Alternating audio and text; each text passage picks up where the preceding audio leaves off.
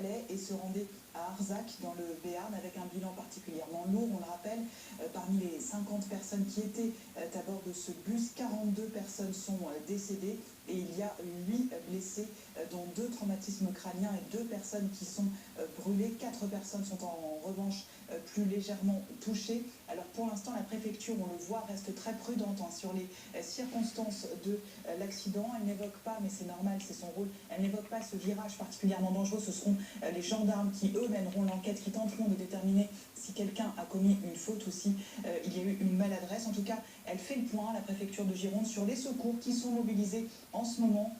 Il y a le SAMU de Libourne, le SAMU de Bordeaux, les sapeurs-pompiers, on a parlé des moyens aériens, dont des hélicoptères. Le préfet de Gironde, on l'avait sur notre antenne tout à l'heure, s'est bien sûr rendu sur place. Il y a une cellule de crise qui est activée à la préfecture avec un numéro vert qui a été ouvert, le 0800 009 733. Et puis, effectivement, pour accueillir sans doute les proches, les familles qui doivent commencer à affluer autour de ce secteur qui a été bouclé, il y a une cellule psychologique qui a été mise en place à l'école près de la mairie de Puy-Seguin, avec une chapelle ardente qui va être bien sûr dressée très prochainement pour que les familles puissent rendre hommage à leurs proches. Cet appel lancé par la gendarmerie nationale tout à l'heure via les réseaux sociaux.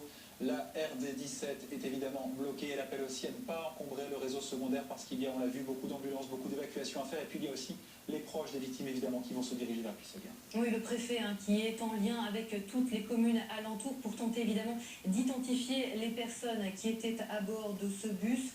49 vacanciers, pour la plupart des personnes âgées. Certaines venaient de Petit-Palais, c'est à 2 km de Puy-Seguin. Elles étaient montées à bord quelques minutes seulement avant l'accident. François Decauze était tout à l'heure en direct avec nous sur BFM TV. Il est président du club de marche de Petit-Palais et il connaissait plusieurs des victimes. Il y a des gens qui font partie du village et de Petit-Palais et qui participent à plusieurs activités dans les différentes associations. En l'occurrence des gens du club du troisième âge. Je pense à plusieurs personnes. Donc on est sans nouvelles par rapport au bilan des personnes, si elles sont décédées ou si elles ont pu se sortir et si elles sont indemnes.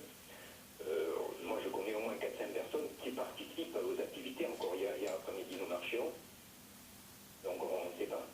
Et là, ce sont des personnes qui partaient en fait pour une excursion pour la journée. Voilà, c'est le club du troisième âge maintenant, des personnes un peu plus âgées, donc ils se limitent à quelques voyages sur la journée. Parfois ils font un voyage de plusieurs jours, mais c'est beaucoup plus des petites sorties sur la journée. Là ils partaient dans le Pays Basque, dans le Béarn exactement, notamment voir une entreprise de jambon. Ma femme devait participer, en l'occurrence, devait aller, et puis finalement ma belle-mère s'est en fait opérée de la cataracte, ma femme est restée plutôt là. Votre épouse a décidé au dernier moment de ne pas participer à cette excursion. Hier ou avant-hier, elle a dit qu'elle ne viendrait pas parce que pour être près de ma belle-mère encore, qui a 82 ans, qui donc s'était fait opérer de la cataracte et qui a des problèmes de genoux, etc. Donc elle est restée là. Normalement, elle devait partir. Ce matin, vous avez l'impression qu'elle est miraculée? Honnêtement, oui. Honnêtement, oui. Bon, mais ça se joue des fois à peu de choses. Mais bon, je pense bien sûr à toutes ces personnes qui peuvent être là, qui partaient pour une journée de promenade et de gaieté, parce que pour ces personnes âgées, c'est un plaisir de se retrouver, de partager des moments de convivialité dans ce type de journée.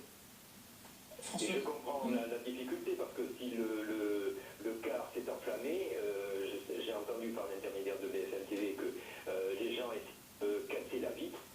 Bon, moi je me mets à leur place, je ne sais pas si j'aurais pu sortir, parce qu'à cet âge-là on n'a pas autant de mobilité qu'à 20 ans. C'est évident de sortir d'un bus avec la panique qu'il y a dû engendrer à ces moments-là, c'est difficile. François Decauze, justement, vous parliez de l'âge de ces personnes, le club du troisième âge. Elles ont quel âge ces personnes? Ce sont des personnes qui vivent en maison de retraite, qui vivent chez elles? Non, ce sont des personnes qui